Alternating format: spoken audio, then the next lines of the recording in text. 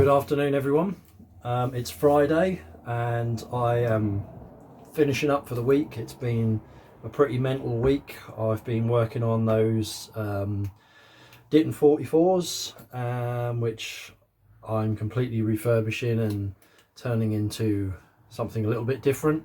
Yeah, I've been working on all sorts of speakers this week, a few modern things as well that I don't bother filming.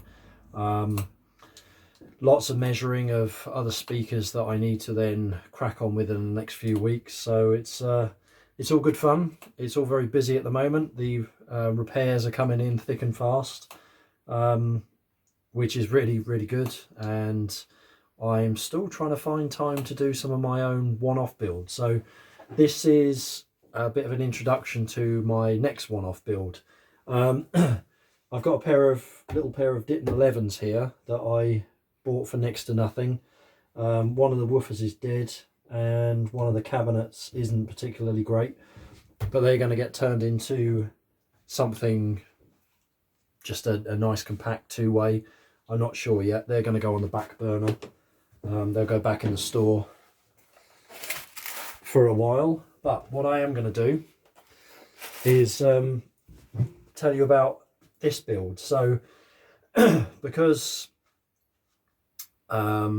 because I like doing these one-offs, and I've actually taken, interestingly, 3 commissions this week to build more of the one-off pairs I've previously done.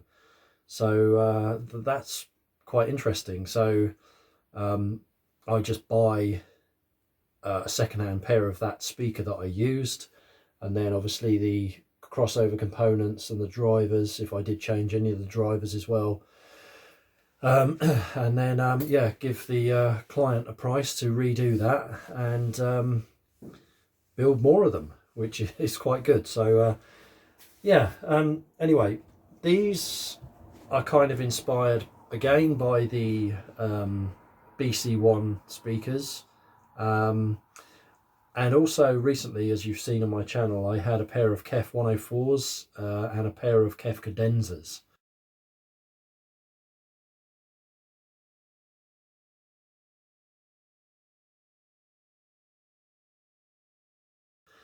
And certainly with the cadenzas, what I really liked was just the body of the sound from the B200 woofer and the passive bass radiator.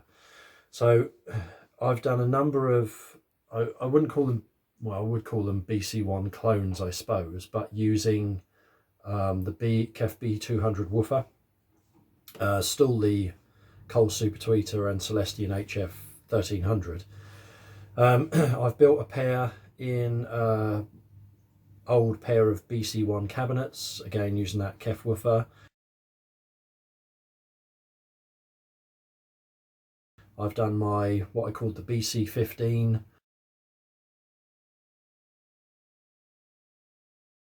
which was the Ditton 15 cabinets that I put the BC1 drivers in. But now I want to do and they were always ported, but now I want to do a pair with a passive bass radiator, because I think that might be pretty cool. So I'm always scouring eBay, which is never a good thing after a few beers. Yeah, and I came across these. So these are a Dynatron pair of speakers. They're just empty boxes. But when I saw them, I looked at them and thought, they'd be the perfect size for this build I'm talking about now. Obviously I can make cabinets, I can veneer the cabinets and that sort of thing, but when I do these one-off builds, I don't want to go to the bother and expense of building brand new cabinets and then using second-hand drivers. I'd rather start with something already which is decent and then, you know, turn this into something unique. So let me tell you a bit about these. They are pretty big, and so the volume inside is ideal for what I need. They are 26 centimeters wide, excuse me, which is 10¼ inches. I'm not measuring the base at the bottom because that will come off. 26 inches high, so 66 centimeters tall, so really good volume. And then they are 15 inches deep, so 38 centimeters. So I'll flash up the volume that's probably going to end up giving me now, and I've got quite a bit to work with. So this is the plan. I have a number of very nice B200 woofers. These are in beautiful condition, really are. I need to clean the fronts up, but yeah, I've again, like I said in another video, probably subconsciously been collecting these. I do have a number of them. So this will be installed in the cabinet front, obviously. Above that we will have a 16 ohm HF 1300, and on top of that we will have a Coles super tweeter. So I will use the crossover design that I've kind of whittled down that works beautifully with these. The super tweeter and HF 1300 is basically the same as the BC1 design, teeny bit different but not much. And I've also figured out the third order arrangement for this variant of this woofer to work with those, and it's perfect, absolutely perfect. And then if we move around to the back, so quickly, these cabinets are in really good condition. There is a little corner knock there, but not much at all. These should sand and oil up really nicely.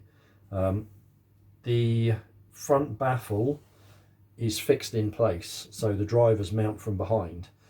So I'll probably end up using the front baffle as my cover frame, and then install a new baffle behind that so we can take the cover off. That's the plan. And I bought these for 25 quid, and I think shipping was £13. So under 40 quid for these. And yeah, for a couple of hours cabinet work, they're going to be lovely. Right, so on the back, these are our original back panels, and we got this nice big cutout here. Make sure you can see that all right. Yep. So we got this nice big cutout here and here. So I have two KEF 139, I think these are, auxiliary base radiators. This is the SP 1042 version.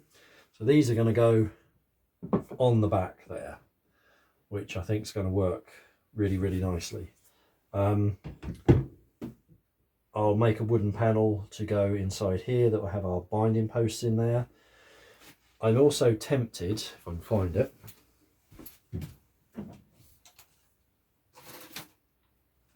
yes.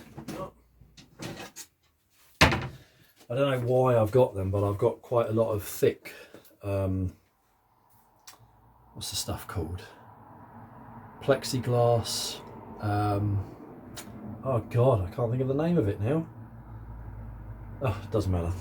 I'm also tempted to mount that to the back and box out the back of this a little bit and have the crossover exposed, so you can see that through the why, I can't remember what this stuff's called, and then the binding posts on the front. Yeah, just an idea.